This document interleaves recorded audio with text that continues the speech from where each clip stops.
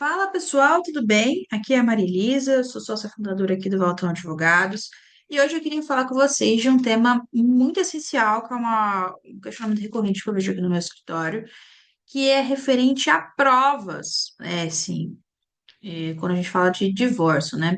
Atuo na área há mais de 7 anos, principalmente envolvendo questões, envolvendo planejamentos patrimoniais, direito de família, e assim, eu estou escalando agora o produto de divórcio, e aí eu pensei assim, por que não? Eu vou fazer um vídeo que, querendo ou não, ele auxilia, seja numa questão, às vezes, do próprio divórcio em si, mas, eventualmente, você cair aqui de paraquedas e for ver sobre gravações, ele pode te agregar e trazer alguns pontos de suma importância, tá? Qual que é o ponto?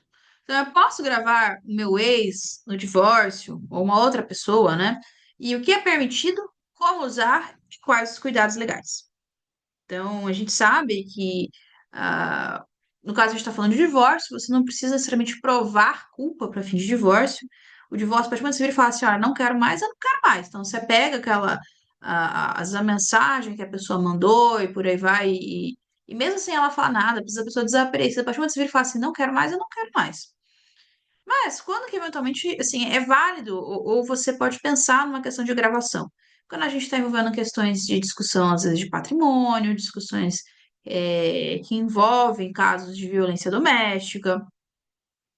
E também, assim, às vezes a gente fala de gravação, inclusive com pessoas que abusam desse direito, né? Inclusive para fins de divórcio, para querer, enfim, fazer algum tipo de violência psicológica ou de ameaça, seja lá o que for.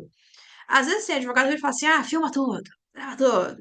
Mas eu acho que, assim, eu como advogada, a minha obrigação aqui é eu orientar da melhor forma possível para que você, se for gravar, você saiba o que você está fazendo e se você for gravado, você também saiba a melhor forma de proceder, tudo bem? Então, vamos lá. Posso gravar meu ex-companheiro ou minha ex-companheira durante a convivência? Você pode. Só que você tem que ser um dos interlocutores da conversa, ou seja, você deve participar da conversa, não necessariamente a sua imagem aparecer, mas a gente tem que conseguir identificar a tua voz nela, então você falando efetivamente lá, estando tua presença lá.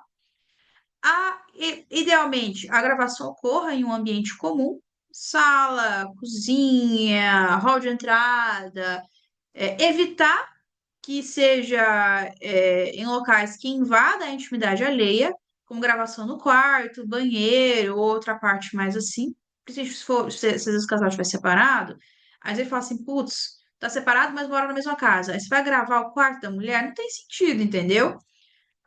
Quando eventualmente pode vir a fazer sentido uma gravação no quarto, se eventualmente a gente estiver falando de um caso de traição. Mas ainda assim, tipo, ao final eu falo alguns cuidados, tá? E a gravação ela tem que ter como objetivo legítimo. Então, principalmente, proteger o direito próprio, documentar fatos relevantes e mesmo quando a gente está falando de uma questão de segurança. Porque imagina assim, às vezes pode virar e falar assim, cara, o- a pessoa me ameaça, a pessoa bate em mim, ou eu tenho medo de, tipo, aqui a gente mora num bairro perigoso. Então, você pode alegar eventualmente uma questão de segurança, tá?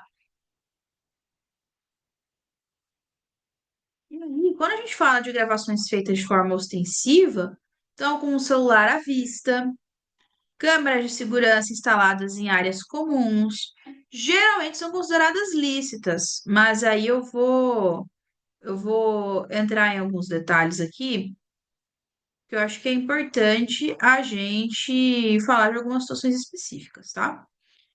Quais são as gravações que a gente considera proibidas ou arriscadas ou ilícitas? Gravações ocultas com intenções provocativas ou manipuladoras. Então, imagina assim, clássico. Você tá lá no meio da discussão, aí assim, tipo, o teu companheiro sabe que se você começa, tipo, se começa a falar, sei lá, tipo, da tua mãe, começa a falar de um assunto que, assim, às vezes pega muito no teu íntimo, você vai explodir. Então, a pessoa tem essa consciência, então ela começa a te provocar, começa a, a fazer coisas, assim, para mostrar como se você fosse o vilão da história. Você começa a estourar, a pessoa pega, saca o celular e fica assim, e aí, quero ver o celular agora. Tipo, começa, tipo, provocar você é um bosta. Tipo, às vezes a pessoa começa a te xingar também, eu viro e falo assim, fala mais, vou te denunciar na justiça, não sei o quê. Ou, tipo, fala agora com a câmera. ou mesmo situações que eu já cheguei a ver, caso de um cliente meu, esse filho sofria de violência doméstica, que era um casal homossexual, né?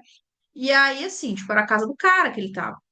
E assim, tipo, o cara sabia como provocar ele, e quando ele começava, tipo, a reclamar, tipo, num momento assim de exaustão mental, psíquico fortíssimo, ele pegava o companheiro e começava a filmar, e tipo, olha, tá vendo? Fez isso, não sei o quê.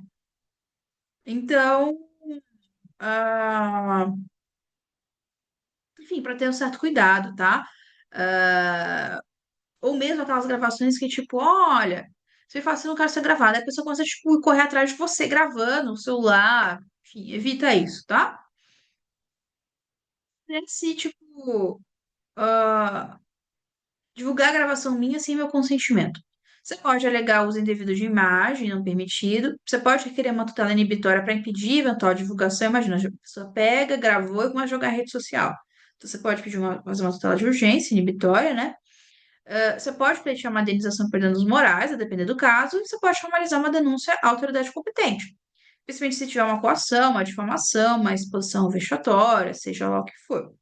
Nesses casos que às vezes a pessoa tá te filmando depois que te provocou, a minha recomendação é que assim, você corte contato com a pessoa e, se for o caso, até que você tenha suas próprias câmeras dentro tipo, do teu ambiente, tá? Ou que você tenha testemunhas favoráveis a você, então, tipo, não vai colocar pessoas que você contra, né?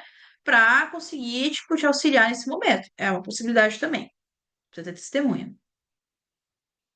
Ações são válidas no processo de divórcio? Os nossos tribunais aceitam as gravações feitas por uns interlocutores como prova lícita, ou seja, cabível. Só que não pode envolver terceiros alheios à conversa, não infringe um direito à intimidade de forma desproporcional e a finalidade probatória não é possível. Então, eventuais gravações que eles chamam de clandestinas são listas quando realizadas por um dos interlocutores e destinadas à defesa de direito próprio. Como que você armazena esse tipo de conversa? Boas práticas envolvem se salvar em documentos como Drive, Dropbox, um background eventualmente criptografado, com um HD externo ou um pendrive. Você pode enviar um e-mail para você mesmo ou para o seu advogado, que aí isso já garante a marca temporal de timestamp. Você pode criar um documento de apoio, como se fosse um relatório com data, local, contexto. E quem estava presente e por que que você gravou. Então, você pode fazer isso, seja à mão, seja no próprio Word. Nunca edite o arquivo, porque os cortes eles podem anular eventualmente a validade como prova. E evite guardar somente em aplicativos de mensagem, como WhatsApp e tal. Eu sei que às vezes é prático. Mas tenta ter, enfim, algum outro mecanismo que você consiga achar com mais facilidade depois, tá? Para evitar que você perca essas provas. Qual que é o prazo para você utilizar essas gravações como prova? E aqui é importante para você não cair em conto vigário, tá? O divórcio de solução, se for para essa, depende da finalidade. Então, se for para a finalidade de divórcio de solução, você pode aplicar durante o processo, beleza, tá? Dano moral, a princípio, uns 3 anos, às vezes menos, às vezes mais, enfim. Ação penal, de 6 meses a 3 anos, que aí vai depender, do tipo penal, tá? Guarda ou alimentos, até trânsito em julgado, se já tiver ação de guarda, tá? Só que aí você tem que considerar que, assim, tipo, não é aquela coisa que você vai no último dia do prazo, você vai considerar os prazos normais do Código Civil, né? Se você quiser ser, tipo, mais aventureiro, você pode considerar uns 5 anos. Mas acredito eu que, assim, um prazo, assim, ortodoxo é 3 anos, você vai considerar para situações em geral. Considerando que para essas ações de menor potencial ofensivo, considera 6 meses. E aí, conforme vai aumentando a gradação, você vai colocando mais tempo e aí você considera os 3 anos, tá? Então, imagina a seguinte situação: a pessoa pegou e tipo, te chamou de um monte de coisa. Cara, se você for utilizar isso como prova, não espera muito tempo. Então, você sabe que é até 6 meses para essas coisas, tipo, que a justiça considera menor. Eventualmente até pode falar, tipo, olha, como você foi isso, como foi aquilo, mas você vai chegar na justiça eles vão considerar o prazo ortodoxo da lei, entendeu? Boas práticas e cuidados para proteger sem gerar riscos ou diminuindo riscos, né? Mitigando riscos. Não é necessário avisar que está gravando. Se você participa da conversa, isso já é suficiente. Então, você não precisa declarar, tipo, a todos os céus e ouvintes, tipo, olha, estou gravando. Não. Nem ficar repetindo, que isso, inclusive, pode acirrar conflitos e ser interpretado como algum tipo de provocação. Não transforme o celular como instrumento de perseguição. Então, você vai pegar e seguir a pessoa com a câmera ligada, mais que uma vez e falar assim: ah, não quero conversar com você assim. Se ela não quer conversar, pronto, acabou. Ainda mais que você já mostrou tal. O ideal é até, tipo, você virar e falar assim: olha, eu não. Se eu estou participando da conversa, ou se é, tipo, a minha residência e eu estou fazendo isso para minha segurança, no celular, perseguindo a pessoa, não tem cabimento. É simples assim. Porque isso pode realmente gerar uma acusação de assédio, abuso emocional, litigância abusiva, qualquer coisa nesse sentido. Diante de uma gravação hostil, se alguém estiver fazendo isso com você, você vai virar e falar o seguinte: você vai encerrar a conversa. Você vai falar assim: olha, entendo seu ponto, se quiser, a gente pode conversar com mais calma. Eu estou aqui para te escutar. Eu não vou reagir, então não reaja, só escuta, como se fosse nada. Aí você fala assim: tá, acabou? Então, perfeito. Todas as minhas colocações eu só vou fazer agora com o auxílio da minha advogada, por orientação jurídica. Essa conversa seguirá apenas com os nossos representantes legais. Ou prefiro tratar desse assunto em um ambiente e um momento mais adequado, com intermediação legal. Ou, beleza, entendo seu ponto, só que assim, eu não tenho condições de responder nesse momento e acredito que possamos entrar num consenso ou chegar num denominador comum com a intermediação legal, com intermediação jurídica, ou com apoio de advogado, ou em um outro momento. E até você se virar e falar assim: olha, eu vi que você está gravando. Beleza, se você quiser, você faz o que quiser para defender seus direitos. Só que assim, eu não me sinto confortável com esse tipo de atitude, então, se for para seguir dessa maneira, ótimo, a gente segue isso conversando com os nossos representantes legais sem problema, não tem questão. O único ponto é que eu não vou ficar respondendo suas provocações nesse momento. Então, você falar frases mais ou menos nesse sentido, tá? Então, fique com o uso de gravações como retaliação. Se a gravação for usada fora do processo, com o objetivo de humilhar, gerar exposição pública, isso pode configurar, inclusive, abuso de direito e danos morais. Então, se isso ocorrer, você tem que registrar a data e o contexto, você documenta e solicite a cessação formal e avalie eventual medida judicial com o seu representante legal. Aí, outra questão que é muito comum. De instalar câmeras dentro da minha própria casa sem a ciência de cônjuge ou do companheiro? Regra, sim.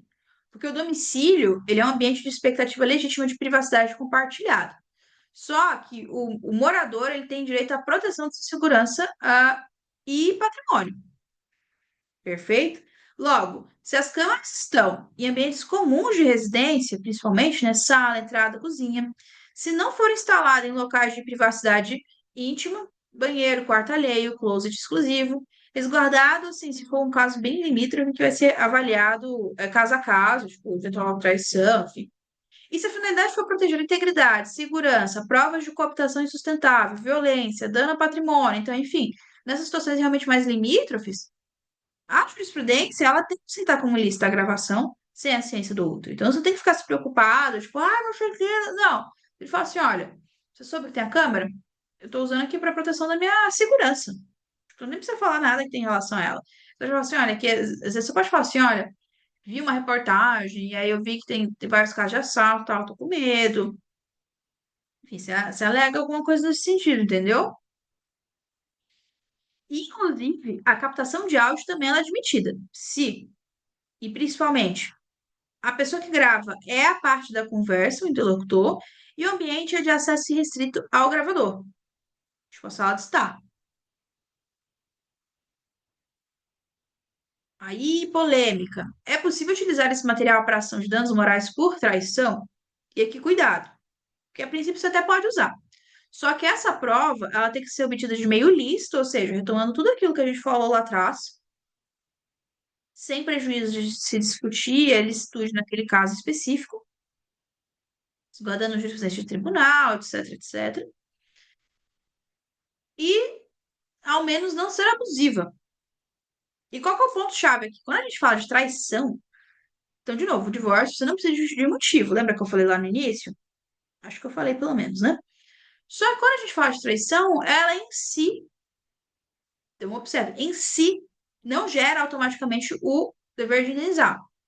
Mas ela pode justificar um dano moral se houver uma humilhação pública. Infidelidade reiterada em espaço íntimo. Então, vai lá, tua esposa ficou com um chaveiro no quarto do casal. Teu marido ficou com a tua melhor amiga na tua cama. Que é, no caso, quando a gente está falando de uma relação com pessoa próxima. Também você pode ter esse dano moral quando a gente fala de abandono afetivo ou com exposição vexatória. E também quando a gente está falando de prova de desvio patrimonial em favor de terceiro, no caso, amante. Ou uma outra, tipo, uma outra finalidade que eventualmente você tipo, considere que houve uma quebra de confiança, né? E aí, cuidados nesse caso. A gravação deve ter fim legítimo e proporcional, evitar gravações em locais íntimos da outra parte, e o uso deve visar a defesa de direito, não a vingança. Então, você pegou, você teve essa imagem, guarda bonitinho com você, vê o tempo aí de, se não tem tempo de eliminação das imagens, que às vezes tem algumas câmeras, tá? E aí, armazena essas imagens, e se for o caso, você julgar que às vezes tem algum tipo de dano moral, tá? Em especial nessas situações que eu mencionei, que são as mais reiteradas, para pedir eventual dano moral. Quais são os riscos de uma gravação mal feita ou com uma finalidade indevida? Embora as gravações, como a gente está falando aqui, elas sejam válidas, o uso indevido pode gerar efeitos colaterais muito graves. Então, assim, se fosse feito sem sua participação direta, pode configurar como uma interceptação ilegal, ou seja, crime de prova ilícita. Se feito em local íntimo ou com intenção vexatória, pode gerar responsabilização civil por danos morais. Se divulgada fora do processo, pode considerar abuso de direito. E se cortada e editada, pode levar à suspeita de má-fé e perder a força probatória, ou seja, aquilo e nada foi a mesma coisa. Então, você fazer essa gravação sem uma orientação técnica ou utilizada de forma precipitada pode prejudicar, mas vai te ajudar. Então, sempre consulte advogado, alinhe uma estratégia pertinente para que o teu cliente, para que você não seja prejudicado. Então, um resumo aqui. Grave apenas quando se necessário e proporcional. Armazene com segurança e preserve a integridade da gravação. Se você tiver uma câmera que, tipo, é própria na tua residência, confirme se não tem um prazo máximo para a imagem se autodestruir, autodeletar depois de um certo tempo, tá? Registre contexto e mantenha a cópia com marca de tempo. Use exclusivamente para defesa de direito próprio. Não divulgue em redes sociais ou grupos. Diante de dúvidas, consulte o advogado antes de apresentar a prova. E em raríssimas exceções, né? Se eu tô falando assim, tipo, nossa, tá, tipo, divorciando o cara porque ele fez um abuso contra, tipo, tua filha, por exemplo. Meu, aí você vai estar, tipo, inclusive defendendo o direito de terceiros. Assim, é algo que motivou, por exemplo, o divórcio, mas você pode utilizar essas câmeras num outro processo criminal, algo que, inclusive, eu acho que ensejaria, sim, um dano moral, tá? Mas você pode armazenar essa imagem, eventualmente, né? Para fins depois de perícia, seja lá o que for, para apurar uma responsabilização quando a gente está falando de abuso de menor. Que aí a gente pode falar de estupro de vulnerável, uma série de coisas, que aí vai ensejar outros pedidos penais cabíveis, tá? E sempre, não divulgue em redes sociais ou grupos, não fica fazendo uma conspiração com a família dele, com a tua, não fica sei lá, querendo criar uma narrativa para os seus parentes, para os familiares deles, tal, tipo, olha, como ele é isso, como ele é aquilo. Se for para usar qualquer tipo de prova, não é na língua de terceiros, é nos autos, é no processo. E diante de qualquer dúvida, sempre consulte um advogado. Às vezes tem muita gente que vira e fala assim, ah, mas tem que pagar o divórcio, no casamento eu não tem. É por essas e outras situações que você paga um advogado, entendeu? Porque aí ele vai te orientar, seja no sentido de da melhor medida cabível, ser o judiciário, seja o consensual, seja como que você se antecipa a eventuais litígios. E dentre essas situações, a gente tem também, inclusive, essa questão aqui da gravação. Então, se você gostou desse conteúdo, agradeço bastante. Se você é, conseguir colocar seu comentário aqui embaixo, com até inclusive se você gostou ou não, ou o que que você gostaria que fosse abordado, inclusive num próximo vídeo, ou complementado esse, se for o caso. E eu gostaria, ficaria muitíssimo feliz se você curtisse aqui o vídeo. E também ah, deixa aqui desejar as nossas redes sociais, você pode seguir no Instagram, no Facebook, que lá a gente também trata de temas relacionados à direito empresarial e família. Então, apresentações estratégicas, separações litigiosas ou consensuais, contar com a nossa assessoria técnica, ética e comprometida com a sua segurança jurídica e emocional. Muitíssimo obrigada e até a próxima!